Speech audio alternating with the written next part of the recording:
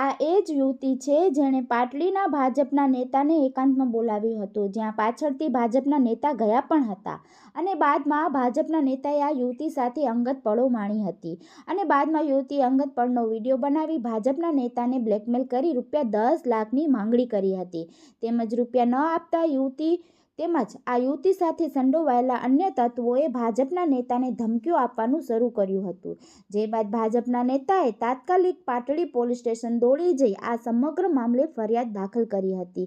જે બાદ પોલીસે આ સમગ્ર ઘટના અંગે તપાસ તેજ કરી હતી અને આ સમગ્ર પ્રકરણમાં સંડોવાયેલા કેટલાક આરોપીઓની ધરપકડ પણ કરી હતી. પણ હની ટ્રેપ કેસના મુખ્ય સૂત્રધાર જલારામ ઉર્ફે ભરત જલ્લો ઠક્કર અને આ યુવતી ફરાર હતા. હની ટ્રેપમાં ફસાવી નાસી છૂટેલા મહિલા સહિત આ 2 આરોપીઓ ગુજરાત ઉપરાંત પંજાબ, ઉત્તરાખંડ સહિત નાસતા પડતા હતા. ત્યારે આખરે પોલીસે ફરાર આ બંને આરોપીઓને દબોચી લઈ આખરી પૂછપરછ હાથ ધરી છે.